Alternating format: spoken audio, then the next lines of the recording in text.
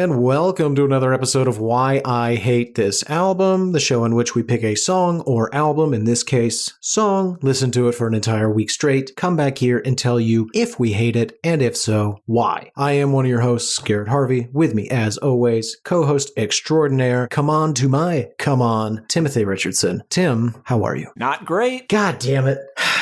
Go ahead. Oh, explain it. Why are you not great? All right. Well, I'm not sure how this happened, but I have yet again attracted the attention of a Highlander. Okay, so this one might be a practical joke that I set the wheels in motion on like 3 years ago. Whenever we just moved to New York. I want to be real clear. For legal reasons, I'm not allowed to say exactly what this means, but I was victorious. No, that's fine, Tim. The goof was this guy was not going to stop. Garrett, I in a subway tunnel. That's best. He was trying to behead you. I know.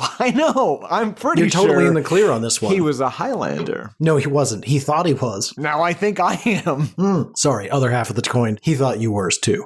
Nobody is. You guys aren't. This was all a big goof. Got way out of hand. Thought he might come try to kill you. Didn't tell you because I didn't want to freak you out, and I was pretty sure you could take him. And look, here you are. Now, you do have some light abrasions in your neck area, so he didn't get no chops in. I will say this, I am remarkably good at swordsmanship, swordplay. That doesn't shock me. Yeah, you're quite the swordsman. Yeah, but doesn't explain how he still almost chopped your head off. Well, he was pretty good too. I guess so. Folks, I'm dressing it up a little bit. Tim's got some pretty significant neck wounds. I'm glad you made it, buddy. They're not deep, but they're not too deep to survive. Which is saying a lot, because the side of the neck, too deep is not that deep. That's true. Anyway, Tim, when not being pursued by fictitious Highlanders, and I do mean to say fictitious, they were never, and you are not, a Highlander. What song have you been listening to, and I assume me as well, for an entire week straight? Well, I have been listening to Garrett Putin Harvey's favorite song, the Bondies, Come On, released March 9th, 2024. No, that's not right. That's not right.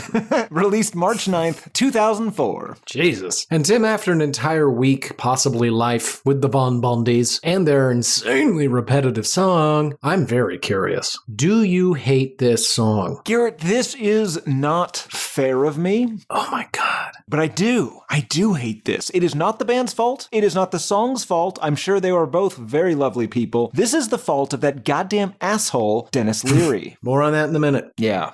What about you, friend? Do you hate this? To quote our Australian listeners, nar. I think you're thinking of our pirate listeners. No, they goddamn Australians put R's in the word no. Nar. Well, sure, but so do pirates. And we have much more frequent pirate listeners than we do Australians. I think you need to check the ratings. Anyway, there's a lot of pirates, but also those pirates are almost exclusively Australian. That is true. And anyway, Caribbean. And Somalian. Now you're just being racist. Anyway, no, I don't hate this. Yeah, we're going to talk about all the reasons that we should and shouldn't hear in just a moment. But before we do, I'm curious, Tim. I know part of the story, but I don't know the full story. Prior to this week, what is your history with this song? I assume I have the exact same history as you, and that is hearing this exactly 93 times as a result of watching that stupid show Rescue Me in the early 2000s until the bitter, very bad end.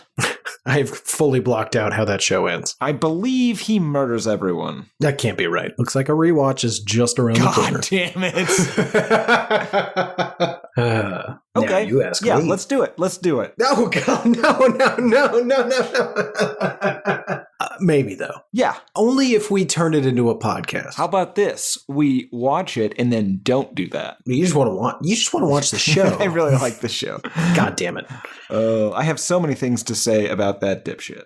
Fair enough. I assume that you have the exact same history. I do not. Oh. Well, I do. But also, so I had seen it 93 times, just as Tim said, but also I've heard it roughly an additional 27 times because I used to use a streaming service called Slacker Radio. It was awesome. They were convinced I would love this song. It makes sense that you would love this song. Yes, on paper, mathematically, the function equals Garrett likes this, but I don't. Oh goodness, I don't. Mostly because of Dennis Leary. But more on that in a minute. So that is to say, almost the exact same history as you, then the Slacker radio plays, and then of course this week bringing the new total to either 138 or 139 total listens. That's your history. That's my history. Before we can talk about this song, we need to understand a little bit about the people who made it. So Tim, take us on a journey. Help us understand. Who are the Von Bondies, and how did Come On, Come On come to be? This band is mostly the brainchild of Jason Elliott Stolzheimer, who I will call Stoli for short, who is the lead vocalist and guitarist, main songwriter, and sometimes producer of the Von Bondies, which I will sometimes call the Bon Bondies for dyslexia-related reasons. That is not a Tim-sanctioned nickname.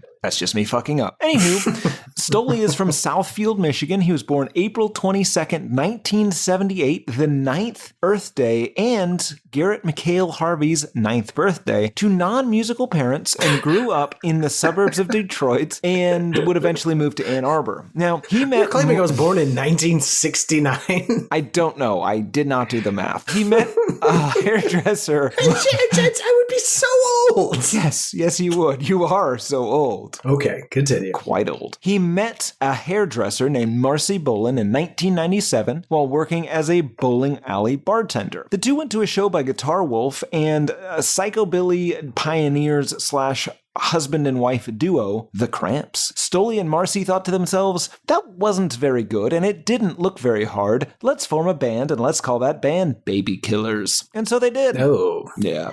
Despite the terrible name, they got to tour with the Go and the White Stripes, mostly out of proximity because they too were from Detroit, attracting the interest of slightly older boy John Anthony Gillis, whomst I will refer to as Jack White for short. That is a Tim-sanctioned nickname. It has been sanctioned. Absolutely. Now, unfortunately, Jack was early on in his musical career, still too young to know that this band was mediocre at best. But they did get Don Blum on drums and Lauren Wilcox on bass and changed their name from Baby Killers to the Bon Bondies, recognizing that no one wanted to be associated with a band called Baby Killers. On New Year's Eve 2000, they played a show in Detroit that was attended by even slightly older boy John Murmis, aka Long Gone John, who is the owner of Sympathy for the Record Industry and also the Necessity Toy Foundation. Now, Long Gone had recently signed the White Stripes in 1999 and thought that the Von Bondies would definitely be just as good and have just as big of an impact and long-lasting career on rock and roll, so he let them record a few singles. Jack White produced their debut album, Lack of Communication, released in July 2001. Then they went to San Francisco in 2002 to record their next album with new producer, a guy from the Talking Heads, and in 2003 they released Raw and Rare, a collection of songs from BBC John Peel sessions. Why? God damn. So why do they get to work with... They've gotten the opportunity to work with, like, some of the best of the best. Well, Garrett, this is a very good band. That's why.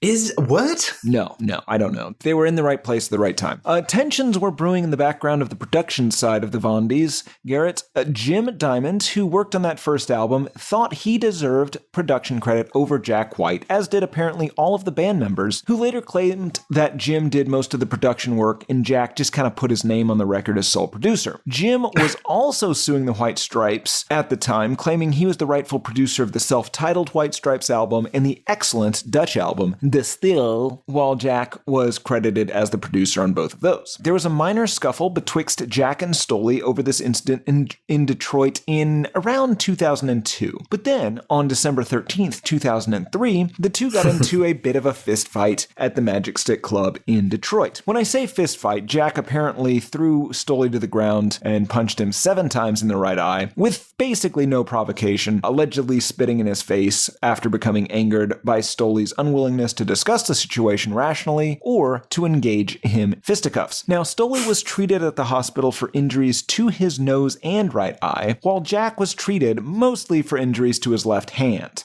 Because he beat the fucking piss out of him. Yeah, photos can be found online. It is unreasonable. Yes. And I must remind our listeners, for those of you who don't know, maybe haven't seen Mr. Jackalus White in person, he is a giant. Yes. And he looked great in his mugshot. That should definitely be an album cover. Yes. Enigmatic.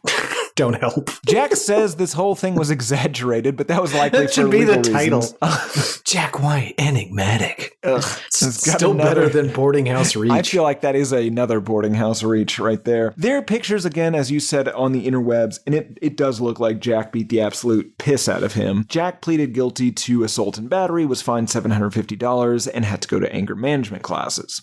In 2004, the Bondies released Pawn Shop Heart, produced by that Talking Heads guy, Stoli, Jim Diamond, and notably not Jack White. It featured the single of the week, and they toured the US and Europe. The single of the week also got picked up as the theme song to the somehow long-running Big Apple Fire Department drama Rescue Me, starring an insanely haired Dennis Leary. Now, if you've seen the show, it's ridiculous and soap opera-y, but the most egregious bit, Garrett, correct me if I'm wrong, it seems like the show is trying to imply that Dennis Leary is in some way hot. Yeah, I think that he's supposed to be a sex symbol. Yes, there's all these glamour shots, and he always had these like highlights in his hair, and none of the other firefighters who were constantly busting each other's balls ever mentioned that he looked absolutely insane every second of that show. Now, I did some work, we'll call it, with firefighters in Houston around the same time, and let me assure you, Garrett, they would have made Dennis Leary cry and shave his head. Yeah, or just done it for him. I am curious, Tim, you keep saying that Talking Heads guy. It's not like David Byrne, is it? It's not, no. Okay,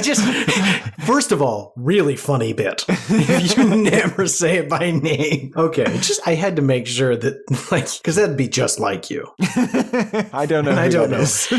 I hate you so much. You do too. You do too. Anyway, firefighters, Garrett, and this is true, whilst being heroes are also bullies. Oh, yeah, they are. I run by a firehouse sometimes when I'm out exercising. And Tim, you know this about me. I'm an almost exclusive shirtless exerciser, much to your chagrin. I get it. You're not matching up. You're not meeting their standards of top beauty. They really talked me down. Interesting. I think you're bearing the lead, though. Your grandfather was a firefighter in Boston, and if I remember correctly, he was also quite the bully.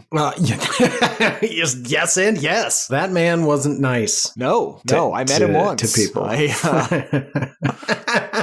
He had you pegged dead to rights within 30 seconds. Well, in my defense, he used that specific word for almost everyone.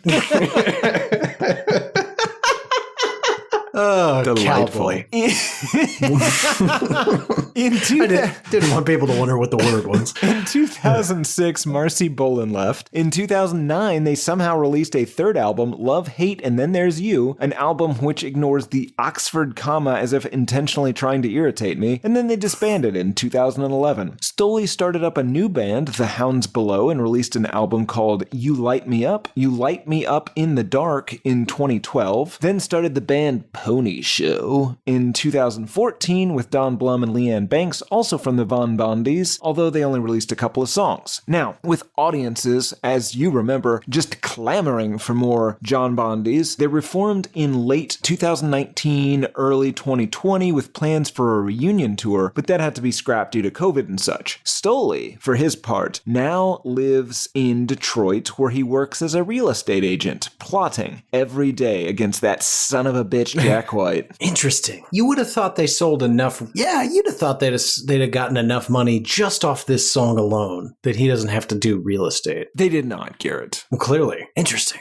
Anyway, dental plan. Vote no on Oxford comma. Oh, fuck you, buddy. Yeah, I got no use for it. Assuming it's what I think it is, which it might not be.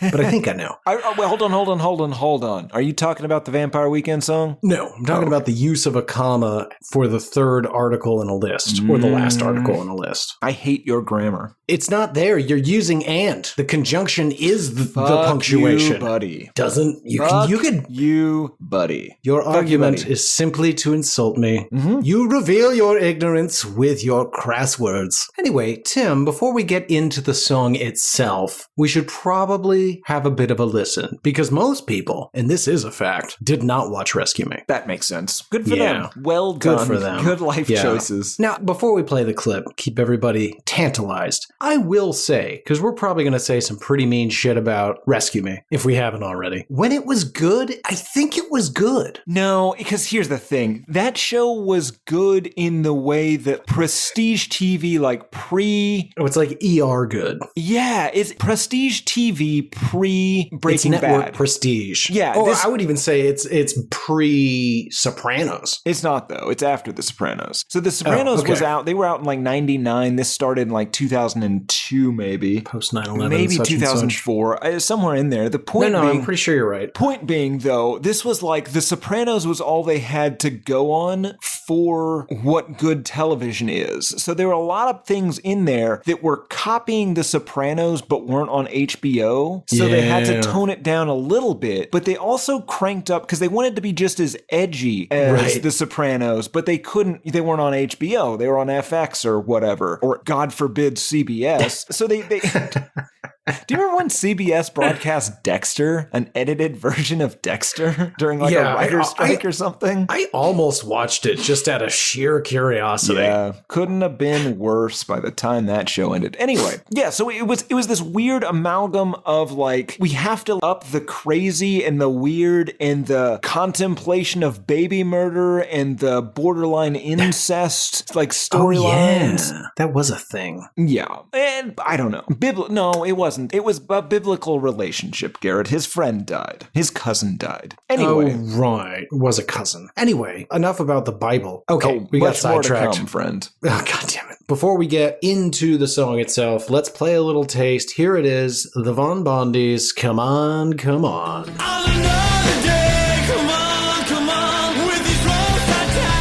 Admittedly super catchy.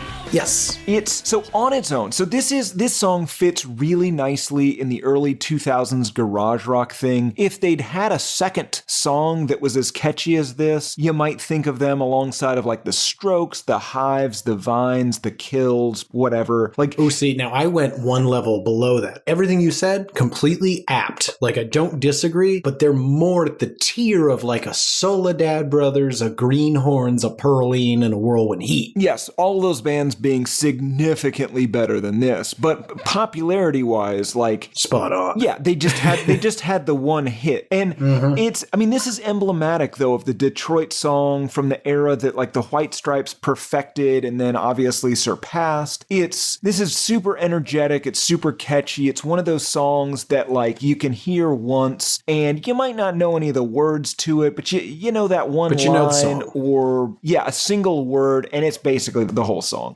Apparently there's other lyrics, we'll get into it, but it's fucking irritating. And I will say, again, this is Rescue Me's fault. This is that stupid asshole Dennis Leary's fault.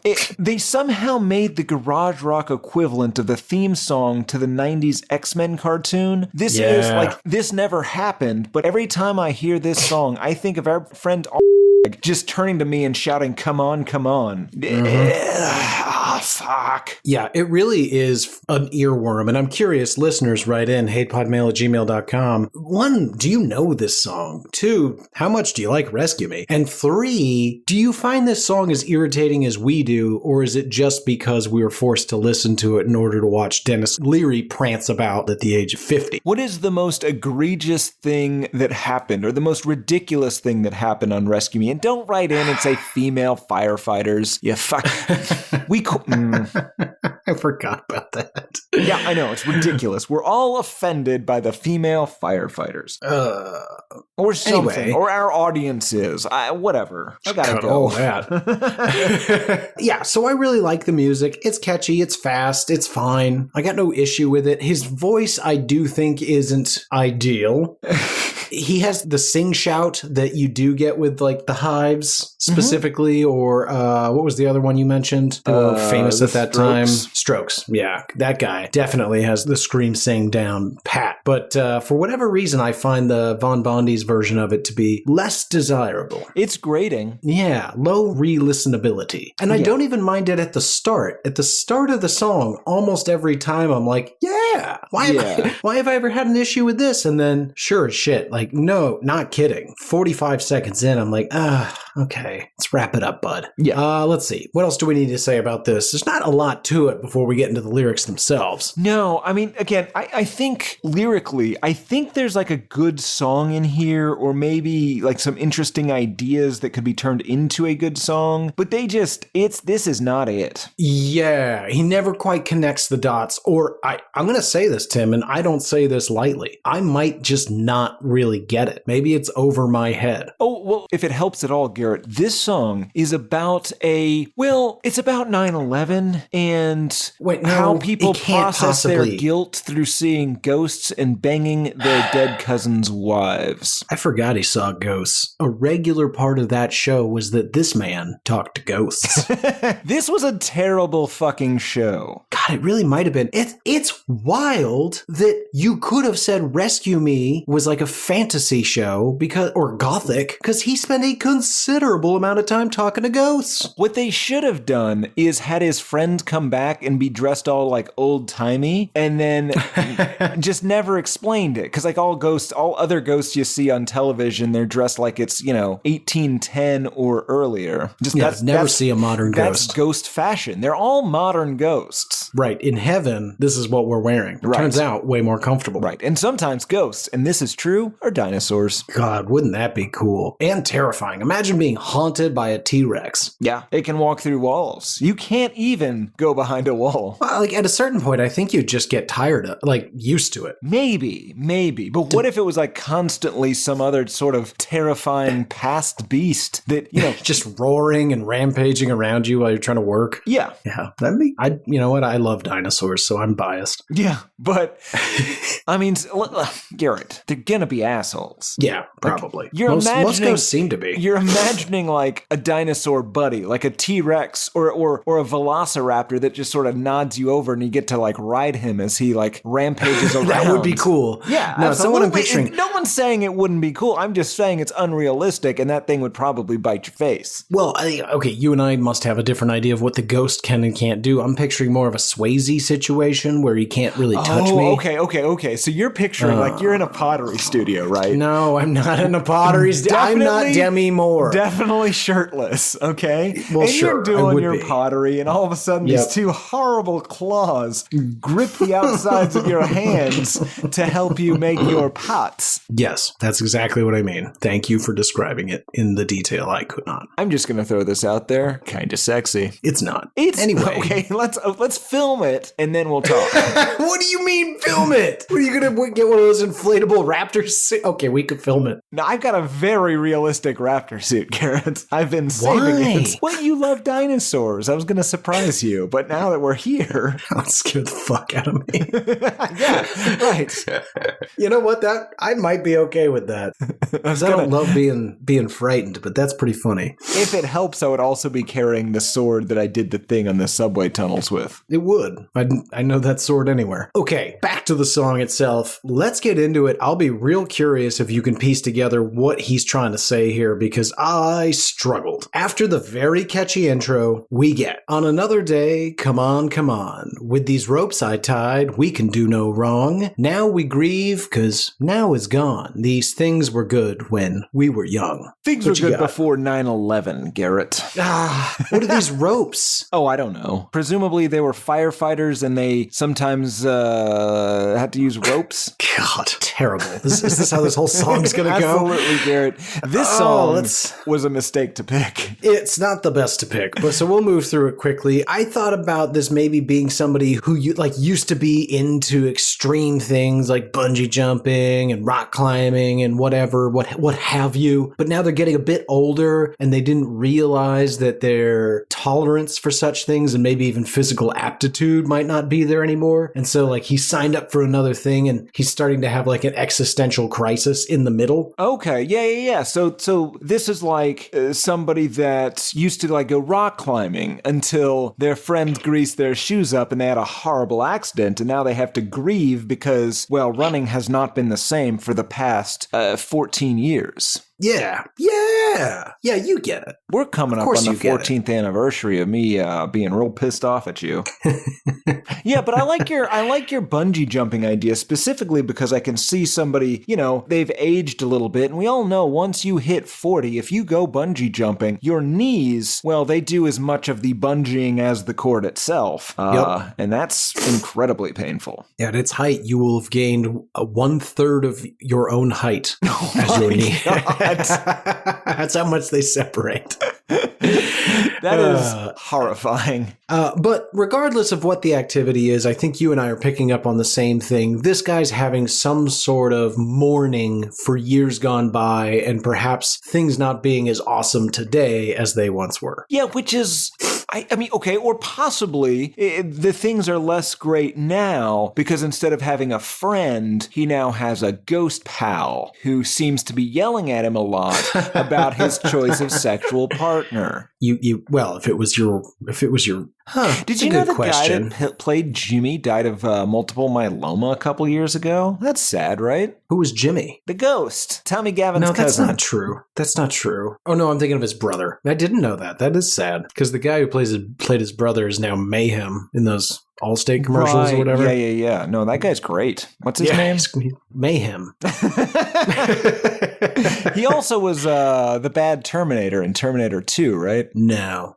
With my teeth locked down, I could see the blood of 1,000 men. That's Jason Patrick. You know who that is. Yeah. He's Robert Patrick's brother, the guy that was in that band. Oh, God. Your jokes are good or recursive. terrible? They're recursive. They're not technically good. They're the right a little word. Terrible, but they are recursive. With my teeth locked down, I could see the blood of 1,000 men who have come and gone. Now we grieve, because now is gone. Things were good when we were young. I've just realized that this song only has 8-10 lines. Something like that. Yeah, it's pretty short.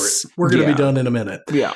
So, based on those words, I'm led to believe that he used to grit his teeth and test his bravery as so many men before him had done, and that leads him to lament the loss of his youth and his careless laissez-faire attitude towards death. This is an incredibly depressing song, Garrett. I am finding myself relating a lot to the John Bondies. You have had a unconventional amount of ennui lately, and I wasn't going to bring it up on mics, but here we are. Why so glum, friend? Ooh. Pondering your own mortality. Yes. I mean, I was recently that whole attacked head chopping thing.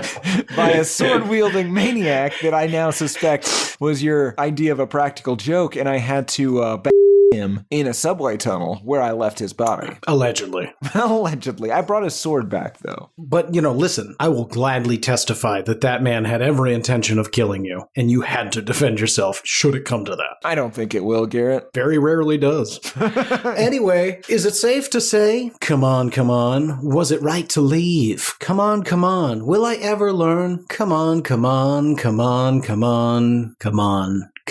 Trying to recapture his youth and questioning if he can ever do any of these things again, or if he ever should have stopped doing them. Maybe he could still be that young, adventurous man if he hadn't stepped away to pursue a life of, accounting. Yeah. Or, maybe he's a young, well, not a young, but let's say like a 56-year-old firefighter who's hanging out with some young firefighters, pretending he can still do his thing. And 9/11 just happened, so... And you lost his cousin in it. Right, yeah, his cousin Jimmy Keefe.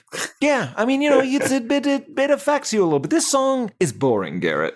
Yeah, it really is. I'm going to need to remember to put in the show notes that most seasons of Rescue Me are required viewing for this episode to make any sense. Yeah. But if it's in there, that's kind of on the listeners at that point. Yeah. He contemplates throwing a baby into the East River at one point, right? That happened. Spoiler alert. Yeah, like his own child. Is it his? I don't know. It's somebody's. Yeah. Anyway, song continues, pre-chorus and the chorus 2 more times in a row, which does become as grating as you'd expect. And then in the outro, Tim, I'm curious if you even noticed this. He drops the raggedness in his voice and just turns into Morrissey.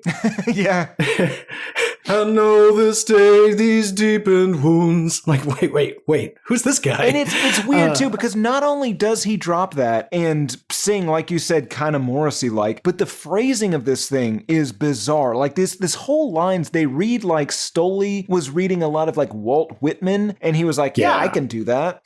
Didn't seem that hard. And know this day, these deepened wounds don't heal so fast. Don't hear me croon of a million lies that speak no truth, of a time gone by the now is through. Garrett, is that better than your poetry? It's better formed. I disagree. It makes less sense. That's true, because it doesn't mean anything. Who's he lusting after in that phrase? All good poetry is about lust. Interesting. I have a brand new insight. You knew that is what you were going to say. I did. You knew that. Well, we'll get to some incredibly sexual material here in just a moment, if that's helpful at all. I don't know what that means. The song's over. Yeah, well, we're about to get into the music video, Garrett. May I take you through this? Because it is bizarre. Okay, but just know I have a great deal of notes, so I will stop you when you miss things. Interesting. If you miss things. This is the most bizarre and frankly sexually explicit music video I have seen in a long time, probably I don't think I watched the right one. To start off with, this thing is 70 minutes long. And traditionally, you title it the name of the song. This thing, instead, they called 9 songs, and it features 8 other songs, none of which are by the same band. I don't know why a music video for the Von Bondies includes 1 Von Bondies song and 2 Black Rebel Motorcycle Clubs, but whatever. Now, this thing... did you listen to a Come On playlist? No, I didn't. I watched the music video for this, Garrett. It's directed by Oxford Uni grad Michael Winterbottom. Now, you might remember him as the guy that made that movie where Angelina Jolie played Daniel Pearl's widow, and also the killer inside of me. Now, this music video, it is the story of 2 lovers, Matt and Lisa. The whole thing is narrated by Matt. He eventually becomes a climatologist in Antarctica. They have a lot of sex, most of which is shown very graphically. There's a foot job scene for some reason. Apparently, it is all unsimulated sex. Matt has what Garrett would describe as just sub-Ray J level dick. And according to The Guardian, Kieran O'Brien, who plays Matt, is the only actor who has ever been shown ejaculating in a mainstream UK-produced feature as a result of this, again, very unconventional Von Bondies music video. Inexplicably, the Von Bondies are only in about 4% of their own music video, and a lot of the screen time, again, it goes to Black Rebel Motorcycle Club, Elbow, Primal Scream, the Dandy Warhols, and Franz Ferdinand. This is, and I want to be really clear, the strangest music video I have ever seen. I have no idea what you're talking about. Interesting. So your music video did not feature anyone ejaculating? No. How many foot job scenes were there? None. Were you at all... listen, we don't talk about the show off mics so that we don't taint each other's opinions. That doesn't mean you can't ask, hey, it's really weird that this music video doesn't have the band in it for most of it, right? Most of it. And it's also pornography. It's not pornography. I mean, it's an art house film. It is. And Michael Winterbottom, Garrett, he made the Daniel Pearl widow movie. We saw that in the theaters. I assumed this was on the up and up. Listen, because you've made legitimate film doesn't mean you don't make pornography. It's not exactly pornography. It's less interesting pornography. Yeah, well, with a worse soundtrack. That's not true. I like Black Rebel Motorcycle Club. Yeah. But not the Dandy Warhols. No, not really. But I like one song. Do you like Elbow and Franz Ferdinand? I do like Elbow and Franz Ferdinand. I forgot Elbow was a band until Andy said a thing, and then you said a thing, and then I listened. Thank you and Andy. Well, you've got a 70-minute video to watch after we're done here. I'm not going to watch your pornography. Anyway, I guess I'll walk us through the music video since Tim decided to watch porn. No. 9 songs. It's a legitimate music video movie. It isn't. I haven't even seen it, and I can tell you it isn't. You know how I know? First of all, there's multiple bands. That's not a music video. But more importantly, nobody ejaculates on screen in my movie. Interesting. Was there a climatologist in Antarctica? There might have been. It's a very weird music video. Well, I did not watch your music video. That's fine. I'll take us through it quickly. Well, actually, you know what? We got time. We'll just pause it. You can watch the music video so you know what the fuck I'm talking about. Okay, hold on. Everybody can just wait a second. You watch my movie, I'll watch yours. One is 2.5 minutes. The other's 70 minutes of pornography. No, it's not. No. It is art, sorta. Fine. Gino, pause the tapes.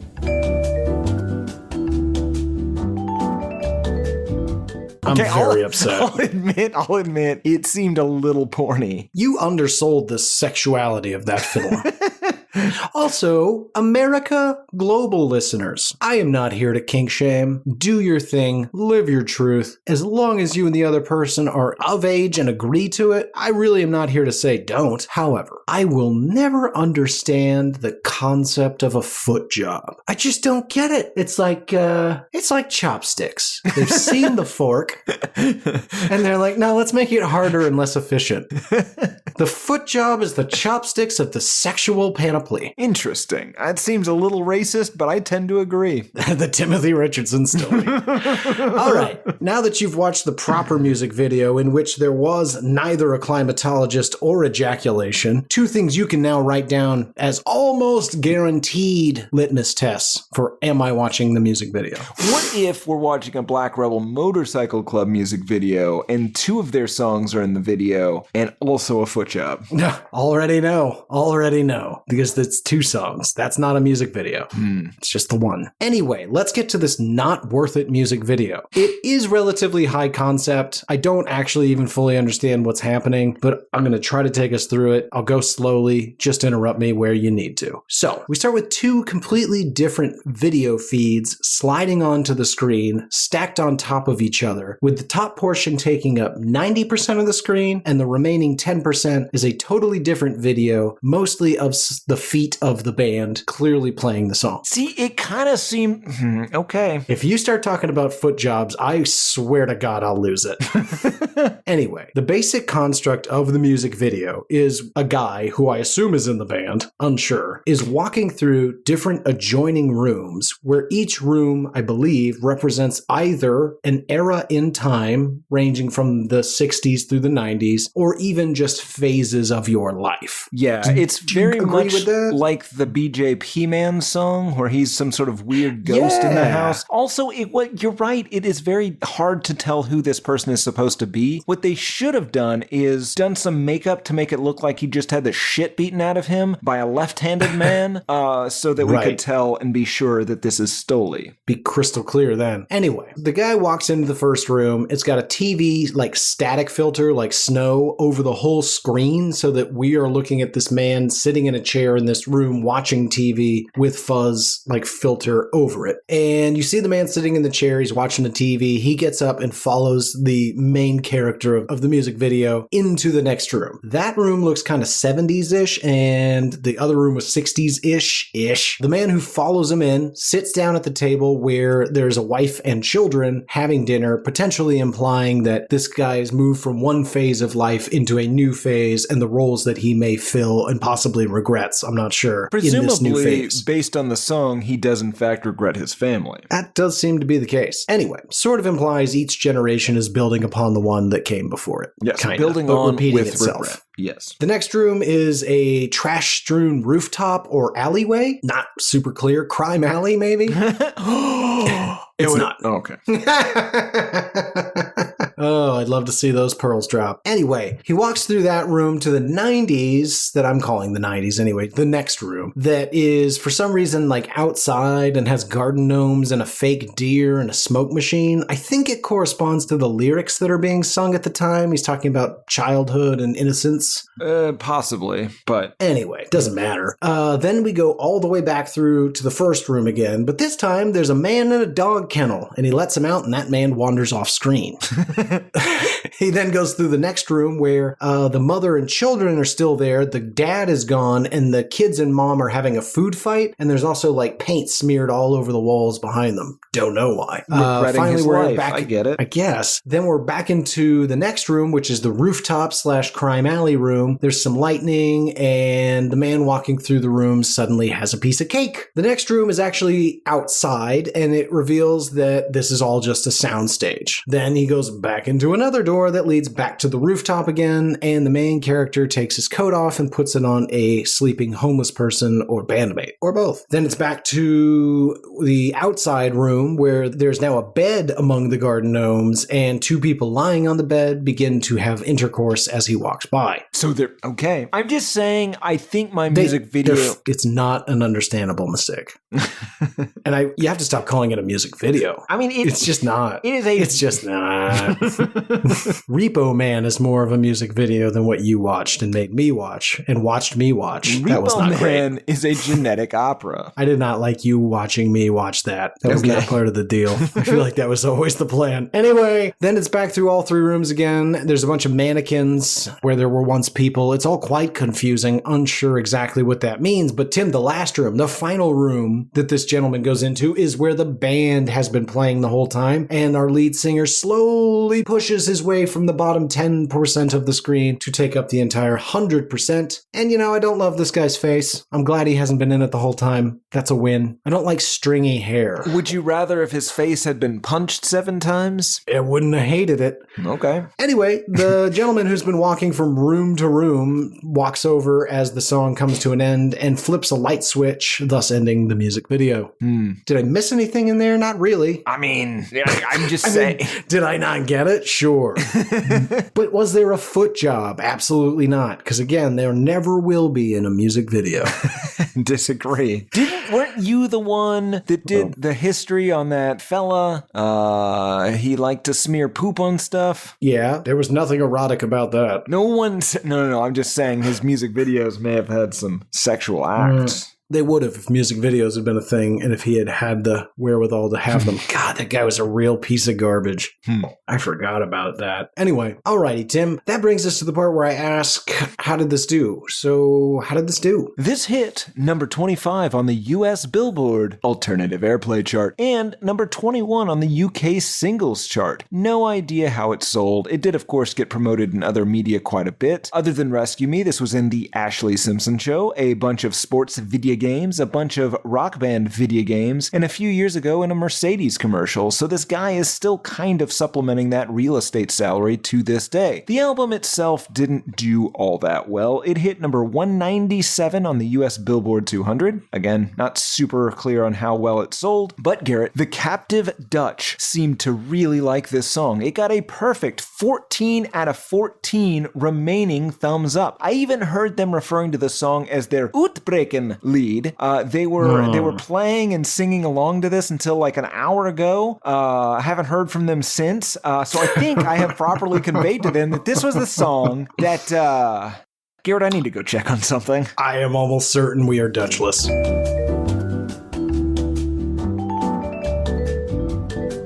Well, Garrett, the Dutch are gone. I probably should have seen that coming. They all but told you what they were planning to do. As soon as we finish up here, I will get the hounds. You know what, man? God, I love it when you get the hounds. I was going to say don't even bother. This city's huge, and quite frankly, it was never my intention to have these people locked up. Oh, God. The show gets out of hand sometimes, and the no bits policy really makes us have to stick to our guns. Yeah. Anyway, Tim, that's how it did, but I'm curious, what did people think of it? Well, Garrett, we do not have a Robert Christgau review. However, he did include it on his list of duds, along with Sum 41's Chuck, Elliott Smith from The Basement on a Hill, Simple Plans, Still Not Getting Any, a Newfound Glory album, and a Cure album. There are 29 total ratings on Amazon, 4.8 out of 5 stars on average, 75% 5-star, 25% 4-star, which is an impossible number with 29 total ratings. So I went to iTunes reviews. Garrett, at Board 5094 2 years ago said, sometimes I wouldn't even skip the intro of Rescue Me because the song is so good. Did you write that? I did not. We don't skip the intros or commercials because, well, it discredits the artist and it's kind of stealing. Yeah. Shoeless Blonde Lady, both Pretty sure we still like that whole show. That's fair. Shoeless Blonde Lady, with both shoeless and blonde misspelled, 1 year ago said, it reminds me of the time I pooped in a jacuzzi. I have follow-up questions that will never get answered, and that's frustrating. Yeah. Shoeless Blonde Lady, if you're out there, write in. man. Boy, if you wanna ruin a good pool party, Poop in a jacuzzi, I get it. poop in the jacuzzi. That's worse than the pool. Mm-hmm. Smaller. And it's all bubbly. So just Yeah, what if it starts breaking up those about. poops? Oh, Moina85, 11 years ago, said, I genuinely believe this to be one of the greatest songs ever written. It's not, right? It's not. No.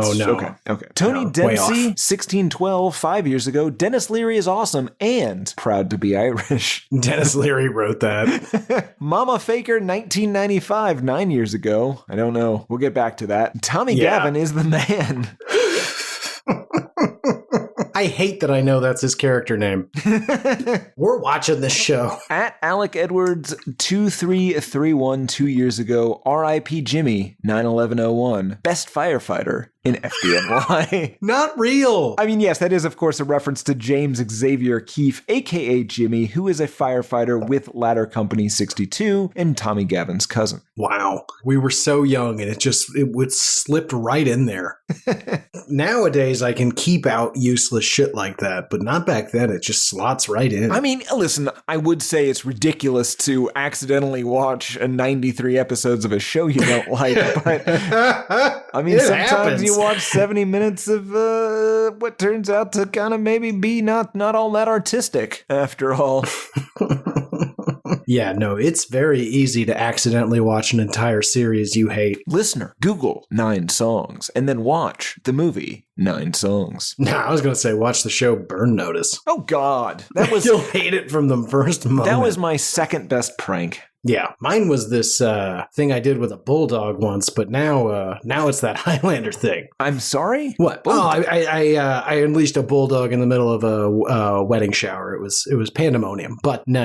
The new best prank is the thing I did with the Highlander. You killed the guy. No, we're bleeping that. That's going to be hard to beat. The thing before, a dog ruined a cake. Yeah. You killed the guy. I believe in that. I mean, you said it several times in great detail. And again, probably gonna go you ahead were and bleep all defending those. yourself from a man that fully intended to kill you. We'll figure out. did I'll listen nothing back wrong. to this and bleep how I feel. I think when you hear it back, you're gonna feel differently. You're gonna be okay with it. Absolutely you're gonna hear not. it. You did nothing wrong. Garrett, I made a man in the subway tracks. There you go. It was you or him. Yeah, it really was. He almost got me. Yeah, clearly. Look at your neck. It's seeping. Okay, is that it? Any others? No, that's fine. Great reviews, Tim. Who's this for? This is for people still watching Rescue Me in 2024. This might be for Dennis Leary. I would love it if he was like, no, I never actually heard the intro. I always fast forwarded through it. Because that's a man that watches himself. Yeah, absolutely. He critiques. Great. He watches himself for the hair. Oh, the hair makes It's me all so hair. angry, Garrett. It's pretty stupid And for he an adult drove man. around in these like super. I've seen the firefighters here. I cannot imagine they make enough money to drive around. And then if you did make enough money to drive around in like brand new like Dodge Rams and such every day, why would you? You're in Manhattan. That's miserable. Yeah, don't own a car here. It's just terrible. Yeah. Okay, final thoughts. Anything else you want to say? No. I'm very curious. We went through it, well, it doesn't feel like quickly, but I think we went through it quickly. Do you hate this song? Do you really hate it? Garrett, I cannot separate this from Rescue Me. Or Interesting. now from the film, not the music video, 9 songs. Listen, this is not a bad song. It's a fine song. It's a little irritating, especially if you've heard it 93 or more times. But I kind of do hate it, Garrett. This is baked into me. This is a reminder of a wasted youth. God, and it was Maybe that's what the one of song's about, Garrett. Maybe this song is a self-fulfilling prophecy. They say Interesting. So they're singing about how you're wasting your time, and then they tricked Rescue Me into putting that as the intro song, and then I wasted a whole bunch of time watching Rescue Me. It's ironic. got so much time. Yeah. I don't think it's ironic at Fair all. enough. Do you hate this? No. No, it's fine. It's irritating, and I will continue to probably do what I always do when it does occasionally come on. Listen to it for about 28 seconds and then go, I can't, which is fine. All right, that brings us to listener mail. You want to go first or you want me to? So I would like to go first, but before I go first, and I will go first, we have a new song. Oh, that's exciting. Yeah, so Hopefully I remembered to put this in as the opening song, but if not, and also probably if I did, here it is. This is the EDM remix by Benny.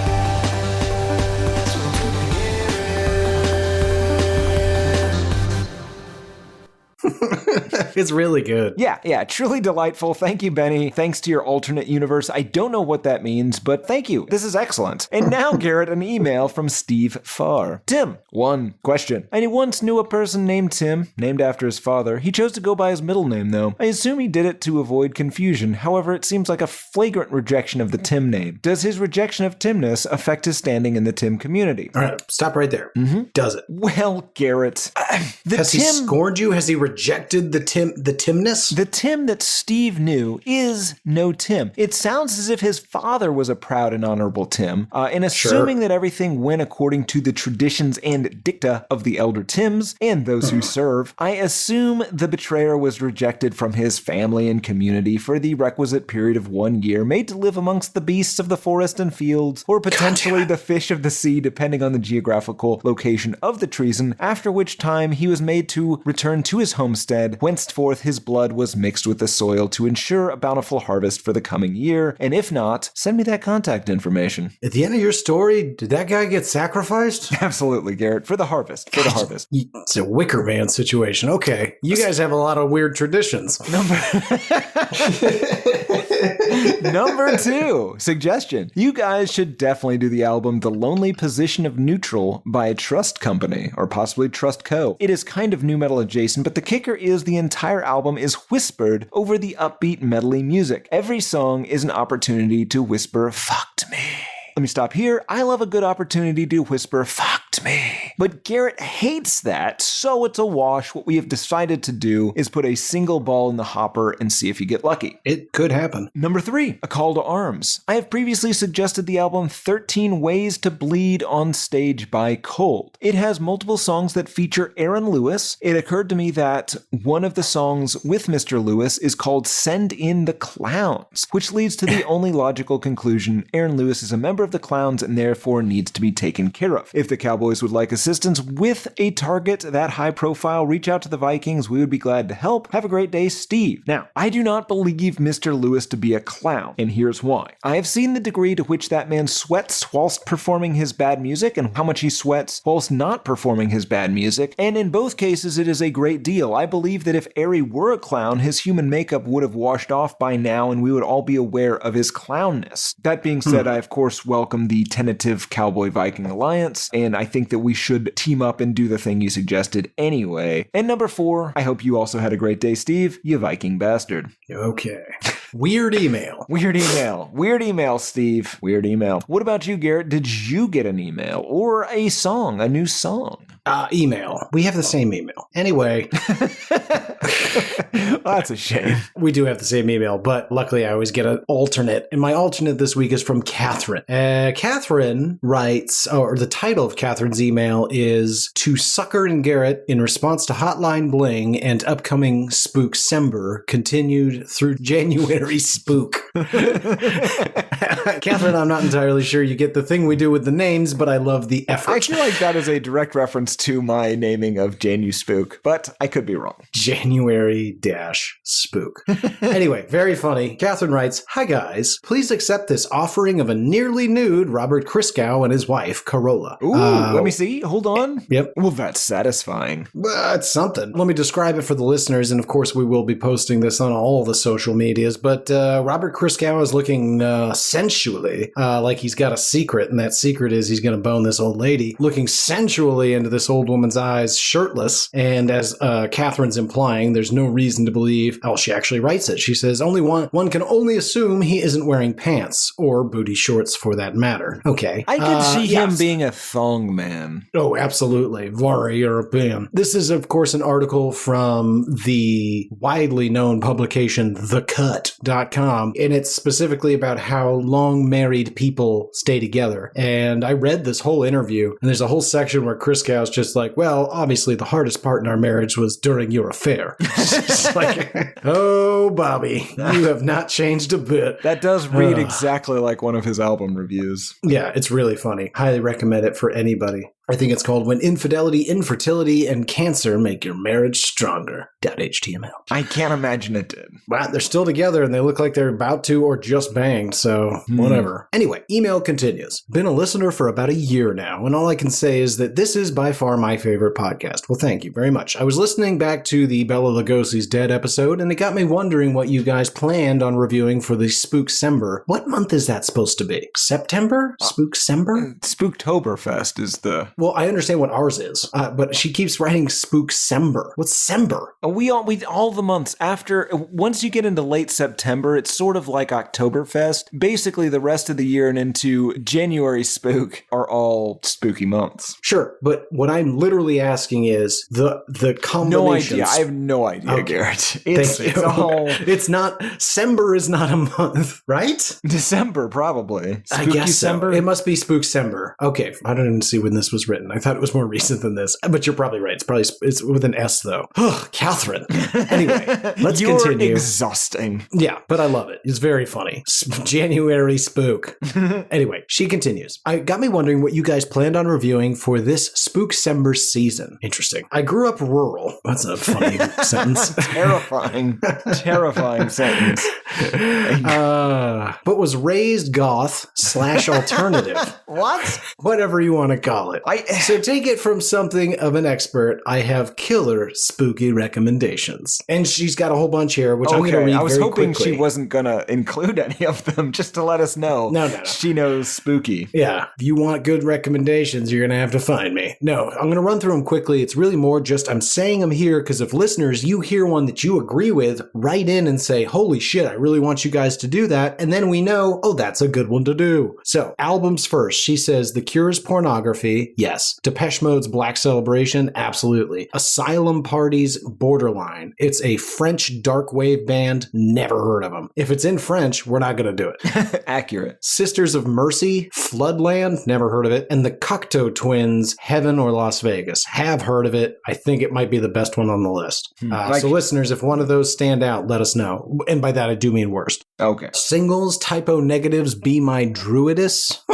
Nerds. Joy Division's New Dawn Fades. 9 Inch Nails' Closer. Orgy's cover of New Order's Blue Monday. That I have heard. It's not good. It would mostly just be about why? The B-52s, Gimme Back My Man. Believe it or not, goths love the B-52s. I can see that. There was a rock lobster. Yeah, it's more of the goths are a very ironic people, I think. I guess so. Or they're, Jesus. I don't know. All of their songs are irritating. Anyway, Echo and the Bunnymans, The Killing Moon. I think I like that song. And then again, the Cocteau Twins, Blood Bitch. The Virgin Prunes, Baby Turns Blue. The Smiths, The Queen is Dead. I really don't like the Smiths. Christian Deaths, Romeo's. Too many apostrophes. Christian Deaths, Romeo's Distress. I see. Christian Death is the band. The song is called Romeo's Distress. You're just as illiterate as I am. False. Rude. Great suggestions, Catherine. We will return to them as the season gets closer. You are roughly 6 months too early, but I love it. Right. Here's the other thing. We might forget all about this because we do shred it and burn it pretty immediately. So write back in or send us suggestions on Instagram, ideally. Yeah, but this is fine. We will definitely not remember this come Spooksember or January spook. I will definitely remember this. All right, email wraps up with, please note that some of these recommendations may be a bit after dark, and thus will require extra bleeping on your part. We don't tend to bleep the sexual stuff. We will this time. And the murder stuff. Yeah. She says, suggestion, just whip the interns. They like it. That's completely out of context. I don't know why she wrote that. Anyways, let me know somehow that you got this or not. She hopefully figured it out. I'd love to get more representation of goth and 80s dark wave on the show, as well as introduce some bands that have yet to make an appearance. All the best, and Tim's a sucker, Catherine. Well, she actually gives us her full name, including middle name, where she goes to school, and what she is studying. Catherine, hilarious. Catherine, prepare to be stalked by one of our interns. Maybe change your auto signature. Or at least your school. Go to a different school and yeah. Yeah, with people like Arthur hanging around, who knows what could happen. God, I hate him. Also, for the record, that was a joke. You will not be stalked by Arthur. No, of course not. We got him in line after the incident. After the incident where he stalked people at their college. Listeners of the show, in fact. It was a very similar situation. It really wasn't a joke. It's just like something that doesn't happen anymore, we hope. Right. It might, though. Get security. Lock your doors. No, that was a joke. That was a joke. You don't have to. That was a joke. Lock your doors. Do not lock your doors. All right, we should keep going. That brings us to music news of the weird, Tim. Would you like to continue to be selfish and go first, or would you like me to? Selfish, Garrett. Selfish as usual. Music news of the weird.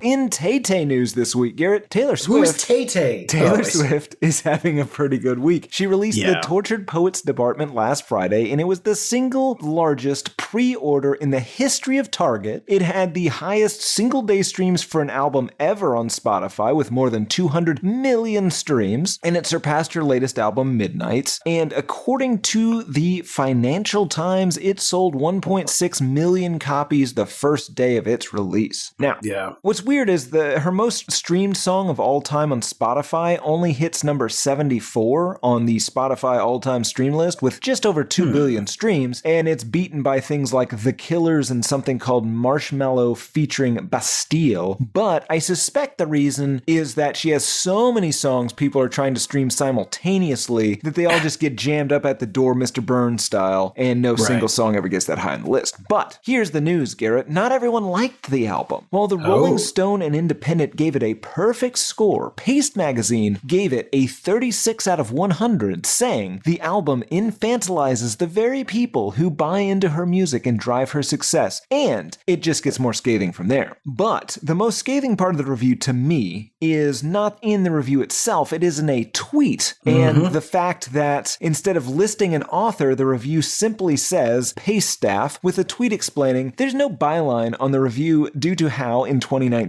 when Paste reviewed Lover, the writer was sent threats of violence from readers who disagreed with the work. We care more about the safety of our staff than a name attached to an article. And that is exactly why we almost certainly won't be doing an episode on this or any other Tay-Tay album. Ben and other people who emailed us immediately to tell us to do an album on this. Her fans are lovely people who are not violent maniacs, but we, like Paste Magazine, are tired of receiving mail bombs from the kind of people who are not in a cult, but one of our interns does not have a face because of a mail bomb. Tim, he has a lovely mask. He has a terrifying mask. If you've ever seen Boardwalk Empire, he looks like the guy on Boardwalk Empire. I mean, that's what we told the guy to make. Yeah. I thought it would be cool. It's pretty terrifying. I thought it would scare other people, but I did not consider that he lives in the same place I do, and it's just going to scare the shit out of me. Yeah, it's alarming. Garrett, what Tay-Tay news do you have? Well, I'll, as usual, go one level deeper on your story. Rude. Of those 1.6 million US units that were sold in a single day, shockingly, 600,000 of them were vinyl. Yeah, she is the biggest vinyl selling act, right? Right. And then of the 1.6 million total single day sales, 1.4 of them were actually just physical things. Yeah. Not streaming equivalents, meaning that by the end of the day, the Spotify numbers came in at over 3 300 million streams globally. Oh, wow. Yeah, that's wild. Yeah.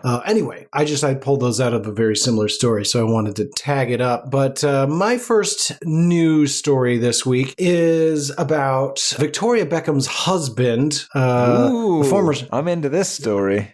David Beckham is suing former hip-hop singer Marky Mark, claiming that F45, Marky Mark's company, quote, duped him into signing up with F45 Training, a company in which Mark Wahlberg has a 36% interest in. Wahlberg also serves as the company's chief brand officer. Beckham, who got close to Mark when he moved to California to play for the Los Angeles Galaxy, became F45's global ambassador. The selling point, David has millions of social media followers, so it would presumably be like a great way to expand the reach of the brand. Well, things didn't work out. Beckham says that he never got the $10 million he was promised, this after the company's stock tanked, of course, and that he has now since deleted all of the posts that he made on behalf of the company, but is suing him for the $10 million that he never got because of the fact that, well, they just didn't pay him. Interesting. Now, I have been in the market for a way to scam David Beckham. That's interesting. Not that hard. Yeah, well, I just offer him some money that you don't have. Yeah, I mean, it's not like he expects you to have $10 million on you. Right. And after he's already done the stuff, it's his business. You know, circling back to your first news stories, how do you feel about them not putting the byline on there? Like, I guess they kind of have to, which is absolutely crazy. Yeah. I mean, it's fine. Like, I do believe they would get hate mail, possibly like legit threats. It just seems like a hassle. Yeah, it's the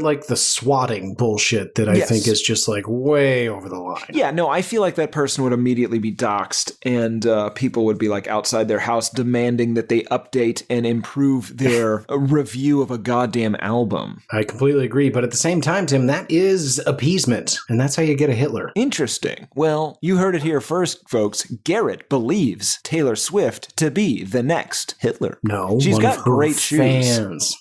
No, to be clear, we love T Swift here on the show. Oh my God, I'm talking I was really worried you were not going to say what you just said. God damn it. It's clearly what I meant is one of her fans will certainly rise to power and use this singular voice to try to overthrow the government. Right. Who wouldn't, right? Right. And you will, of course, be Lacostier at this point, so it's really going to be your problem. It is, but luckily, I've got a plan. Interesting. Ban Taylor Swift's music. No. It's quite the opposite indeed. Become Taylor Swift.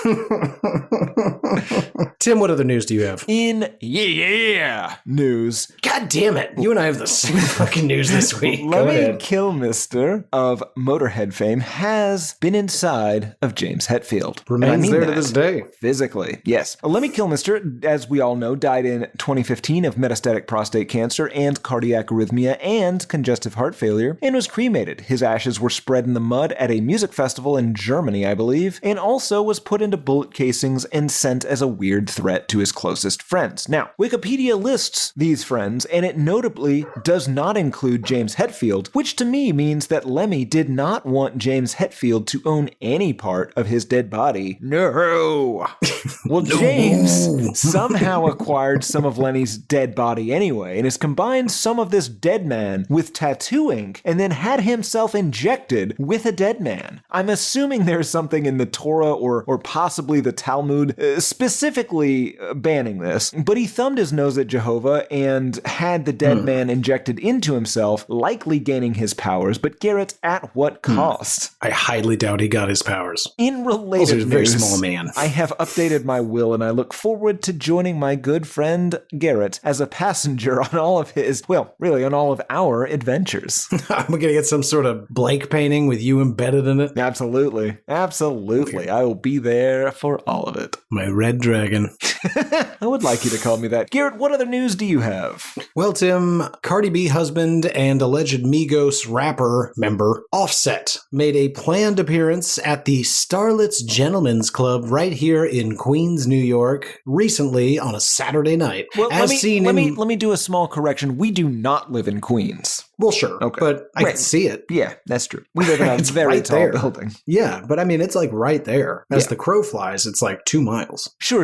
I just wanted to let everybody know we do not live in Queens. Normally, I would be very upset by you being so highfalutin, but we pay so much rent. It really is a point of pride. Yeah. We don't live in Queens. We could have this same goddamn setup for half the price in goddamn Queens. Yeah, you know what we If they should had do. buildings like this. No, there's a reason we don't fucking That's live in true. Queens. That's They don't true. have this building. You're right. Also, it's in Queens. Anyway, song continues. As seen in a video circulating online, and by video I mean multiple videos, Off and various other attendees of the club were busy throwing heavy amounts of cash all around when things turned a bit ugly. It was either what I like to call a cash off, and Offset was upset that other people were outraining him, or the far more likely situation that Offset was throwing large piles of ones into the audience, whipping them in the face, and people were not super happy about it. And when several of the people gathered up the money and hurled it back at Offset on stage, all hell broke loose. All of that is, of course, speculation, but what is not speculation are the multiple videos of Offset having to be held down by his own security after he tried to attack the audience. That is not alleged. That shit's on recording. Yes, but still alleged. I guess technically. Yes. No, No, like you definitely. can see it with your eyes. Sure, but allegedly. Allegedly. Tim, what other strip club altercation news do you have? Well, in completely different news, Garrett, in girl power news, you brought up a story about David Beckham. I want to talk about his wife. Famous girl boy band and badass team of international super spies, the Spice Girls, have reunited for Posh Spice's, aka Victoria Beckham Spice's, 50th birthday party in London, and have performed their pretty great song Stop. David Beckham was, of course, on hand. Mark Wahlberg was apparently not. And David was looking just as handsome as he does on the posters on Garrett's side of the bedroom / living room / kitchen / couch area. That man is 48, but goddammit, he could pass for 26. Girl power. More importantly, though, Garrett, Vincent van Gogh's Sunflowers and Henry Rousseau's Surprised, housed in rooms 43 and 41 respectively of the National Gallery in central London, have looked suspiciously like posters ever since the girl boy band party / reunion. Do you think that the Victoria Beckham 50th birthday party was somehow a cover or ruse for a, don't tell me, for some sort of Thomas Crown Affair like art heist? Daring art heist, yes, I do. Okay. Hold on. Do you not? Well, I do now. I don't know who I'm more pleased / upset for. You for why ever you came up with this, or me for like getting it. We did that classic episode on the Spice Girls and their awesome album, and also how they sometimes do not musical activities. Oh, that's right. They were like a Fox Force 5 or something, right? Yeah. God damn, dude, I don't remember these episodes anymore. I've been doing this for a minute. You're so old. Yeah, I guess I am. I'm 80 or something.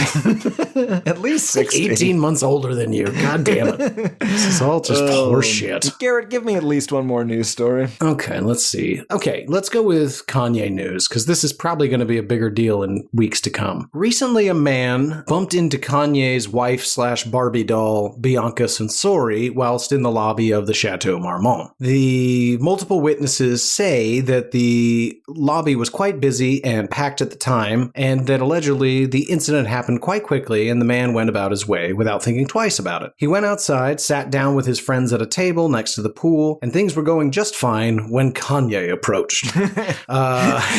That's a good shirt. Things were going just fine, and then Kanye approached. Yeah. He immediately confronted the gentleman, and things got heated quickly. Kanye, after shouting a bit in the man's face, gave him a couple 1-2 punches until the man fell back down. Here's the problem. Well, aside from the fact that there probably wasn't any sort of reason or inciting incident to begin with, aside from people just accidentally bumping into each other, but the whole thing was made much, much worse when it was revealed that Kanye punched a twin, not the actual person that ran into her. Awesome. Things got worse from there. These aren't just twins. As one might guess, somebody who's in the lobby of the Chateau Marmont might be there because they're kind of a famous person. And these twins are sort of famous. It is Mark and Johnny Houston, who are renowned, although I don't know which one ran into his wife, but in any way, if you're not familiar with these people, as I wasn't, they apparently own a bunch of restaurants in Los Angeles, including like a whole bunch that are like celebrity hotspots. So pretty much like all of Hollywood loves these guys, and they're super rich. And Kanye West punched one of them in the face, and he wasn't even the guy that accidentally ran into his wife. So that'll be fun. Garrett, that is amazing. I love the idea that Kanye West punched a twin.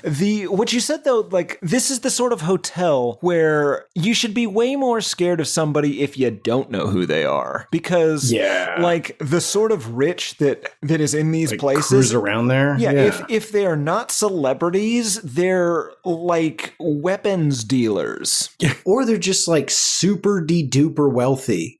I know Kanye had and may still have a shit ton of money. I suspect he does, and good on you, buddy. But like, you're dealing with people that also have like, I'm going to just make your lawyers' lives terrible and slowly bleed you out kind of money. So like, just don't go. Also, you know, I don't think this needs to be said, but we'll go ahead and say it. Don't punch people in the face. Like, well, unless you got listen, that's not a blanket statement. I don't know that I could go through my life not punching people in the face, Tim, but what I mean to say is get your facts straight. Like so Kanye's camp is of course claiming that this gentleman in the lobby, surrounded by several people who witnessed this exact event, they claim this gentleman ran into Bianca and groped her sexually, that it's a sexual assault, and that Kanye was just sticking up for her. Yeah, now, here's the thing. That's almost certainly a lie. Come on. It's definitely a lie, and there's several witnesses. However, I will say the man might have touched her vagina because she doesn't wear clothes. Yeah. You know, another thing that these rich people, if you don't know who they are, they might be literal vampires. Yeah, oh, sure. The undead? Yeah. And you got to watch out for that. You punch an undead person. Ugh. Yeah, next thing you know, you're hanging upside down like an IV, getting slowly drained while they're watching Jeopardy. Yeah. Anybody who lives at the Chateau Marmont, I'm watching you.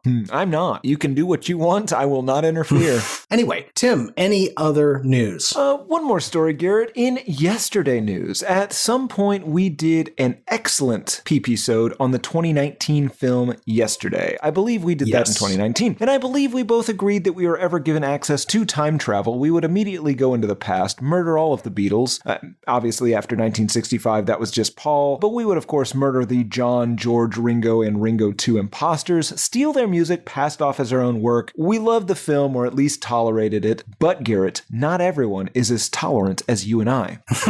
You see, Peter Rosa and Connor Wolfe saw the trailer and really, really enjoyed Ana de Armas's cameo. Apparently, though, that cameo didn't do well with test audiences, so it was excised from the final film. Unfortunately for all involved, that was the only reason Pete and Kano were going to go see the movie, and enraged at the false advertising, they filed a lawsuit over the fact that they did not get to see their beloved in 2022 because those Universal cunts made them spend $3.99 on a rental. A federal judge kind of sided with them initially, but then it was basically dismissed, and there were some lingering legal issues. And Garrett, I'm happy to announce that all parties have settled, and they settled with these two men dropping the suit with prejudice in exchange for not having to pay Universal's attorney's fees, which they were ordered to do, and came to $126,705. And they should consider this a $126,705 win at this point. Yeah. Also, the Ana de Armas scene is available for free on YouTube. They could have just watched that instead of wasting 2 years of their lives and probably several millions of somebody's tax dollars. For those of you listeners who pay American taxes, probably some of yours. Frustrating stuff, Garrett. Do you have any more news? Very quickly, I will say the original documentary, Let It Be, that all the B-roll for Get Back, so they've restored that, and that's going to be released on May 8th. Yeah. So that's pretty fucking cool. I'm excited about that. Peter Jackson did that, right? Yeah. Yeah, he basically was like, well, all this B footage is great. Why don't we just fix the original? Delightful. Good stuff. Yeah. You know, it's basically all new footage for us, but it'll also be very similar footage because it came from the same recording. Yeah. I'm excited. Alrighty, Timmy, that brings us to the end of the news. And boy, howdy, I'm excited. What album will we be listening to for an entire week straight before we come back here and tell everybody why we hate it? And we will hate it. Garrett, we will not listen to any music for the next week. Likely for the next 2 weeks. That's right, because we are going to do some sort of weird bizarro episode where we will imagine what it was like if we had done what we should have done and done Why I Hate This movie. Oh, it would have been so much easier. Yeah. Also, we know so much more about film. Yeah. We've seen so many more movies. That's true. Anyway, it's our inaugural episode, and in honor of Dune being out officially on Amazon, where I got to watch it this week, we are going to be watching Zack Snyder's 2-part Garbage Fest. Oh, I've already watched both of them. I watched the first one when it came out and was so excited because I hated it so much that I made you watch it. And then this new one came out and I thought, well, I don't want to be confused. So I rewatched the first. Garrett, I'm going to have seen the first one 3 times and the second one twice when we talk about these things next week and maybe the week after. What are these even called? Rebel Moon. Part 1 and 2 is what we're going to be doing. Story of Fire and Ice? Is that what it was? I think that's right. I think that's Harry Potter. Song and Fury? No, it's Blood and Treasure. The Scar Giver. And that's the second one. Blood and Treasure. It's definitely not that. Anyway, we're going to watch those 2 movies, so watch them with us because we're going to be spoiling the shit out of them. But to be clear, we're going to tackle one per week. I am not watching and discussing both of them in 1 week. Well, we're going to watch both of them. You do whatever and then you want. The next week, we should probably watch both of them again so that, and then do a small recap at the start of the second episode. Listen, man, we come from the same cloth. I can make this just as terrible as you want. Strap in, everybody. I'm absolutely. You already have. Yeah. This is awful. No, just to be clear, we're watching one this week. Well, I will say, we did, before we decided to do this, we did pick from the ball hopper, and I picked Sublime's Robin the Hood, so you better be goddamn glad we're doing movies instead of that piece of shit. That's 22 songs, and here's the thing. It's Sublime's, you're not gonna fucking believe this, it's Sublime's worst album. That doesn't make any sense. You're gonna be glad we're watching this Zack Snyder trash. Are we gonna have like a different format for the show? I don't know. We'll figure it out as we go. Oh, that's always gone great. All right, well, we'll see. Maybe we'll come up with a new outline, maybe not. But listeners, get strapped in, get ready. We ought to actually use our social media ahead of time for that one so that people actually know what the fuck's going on, because that's pretty different. But we're gonna do it. We're gonna do Rebel Moon, the Story of Fire and Ice, which is definitely not the name. Oh, also, we should say, just like we've been doing this show for years before we started recording it, we have been torturing ourselves with bad movies for quite some time. Possibly more than 20 years. Nope. What did we watch? More than 20 years. More than 20. Yeah. Almost nigh on a quarter century. Been watching just pure garbage for fun. Well, I've been having fun. No, I did too. I watched on Saturday. I watched, Deep Blue Sea. Oh, that's a good Deeper one. Bluer, My Hat is Like a Shark's Fin. It's about... We should do that song. It's like the... What? That's LL... That's the right reaction. That's the commissioned song by LL Cool J that plays over the end credits. Deeper Bluer, My Hat is Like a Shark's Fin. Gross. It's great. Let's do that song. In fact, we will. We'll do that song Fuck after the this. Zack Snyder thing. Now we're watching Deep Blue Sea, and then we're going to do a prepisode on the goddamn song. That's how crazy it's getting around here. No, we're going to do the Rebel Moon. Let's leave the mystery so people will watch both the Zack Snyder movie and Deep Blue Sea and listen to LL Cool J. If it helps folks, we'll get to all of it at some point, so you're just getting ahead of the game. But for this week, we're done. As always, rate, review, subscribe, follow, tell your friends, download it on strangers' phones. I don't care. Make it more popular. How do you do that? We clearly don't know. That's up to you. Do it. You can find us on Instagram. That's HatePod. Twitter's Album HatePod. I'm G Harvey Tweets. We got subreddits. We got Discord servers. HatePod.com. HatePodMail@gmail.com. That's how you can reach out. Do it. Why haven't you done it? We should have double the emails we do. HatePodMail@gmail. Oh God, we cannot handle. We literally do have applications for interns. Maybe we can get somebody to organize the We have inbox. 426 unread emails. I'm so sorry. They're piling up. God.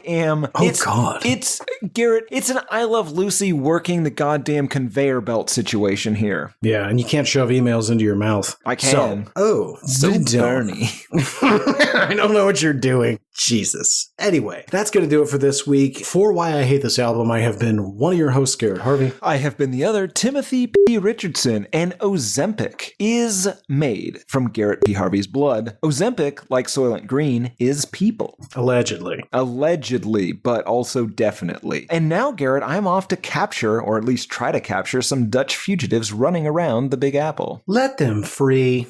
We'll see. Hashtag free the Dutch.